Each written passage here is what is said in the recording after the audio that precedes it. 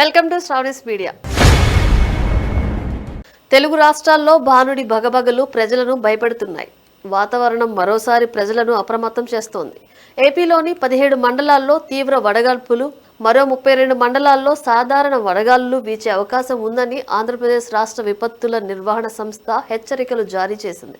ఇప్పటికే శ్రీకాకుళం, మార్కాపురం జిల్లాల్లో పిడుగులు పడి 6 మృతి చెందారు.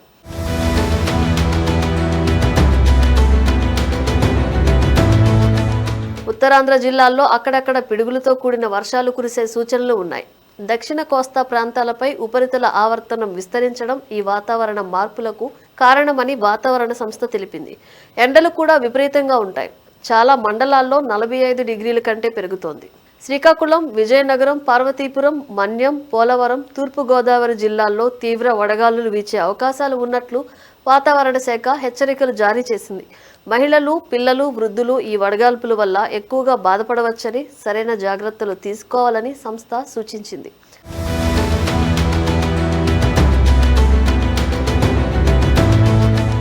ఉత్తరాంధ్ర జిల్లాలతో పాటు తూర్పుగోదావరి, పశ్చిమ గోదావరి, ఏలూరు జిల్లాల్లో కూడా పిడుగులతో కూడిన తేలికపాటి వర్షాలు కురిసే అవకాశం ఉన్నట్లు తెలిపారు. చెట్ల కింద మాత్రం నిలబడవద్దని, పిడుగులు పడే ప్రమాదం ఉందని రైతులు, ప్రజలకు హెచ్చరిక జారీ చేశారు. మన్యం, నెల్లూరు జిల్లాల్లో ఇప్పటికే పగటి ఉష్ణోగ్రతలు 44 డిగ్రీలు దాటేశాయి.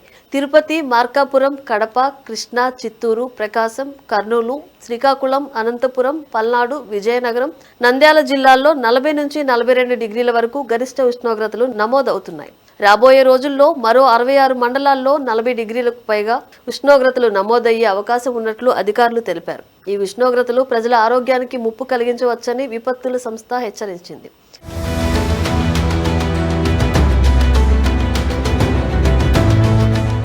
డీహైడ్రేషన్ను నివారించడానికి ఓఆర్ఎస్ ప్యాకెట్లు, ఇంట్లో తయారు చేసిన లస్సీ, నిమ్మకాయ నీరు, మజ్జిగ, కొబ్బరి నీరు వంటి పానీయాలు ఎక్కువగా తీసుకోవాలి.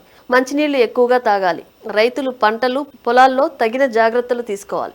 రాష్ట్ర విపత్తుల నిర్వహణ సంస్థ హెచ్చరికలను తీవ్రంగా పరిగణించి ప్రజలు అప్రమత్తంగా ఉండాలని, అత్యవసర పరిస్థితుల్లో 1070 1077 హెల్ప్ లైన్ నంబర్లకు సంప్రదించాలని కోరింది.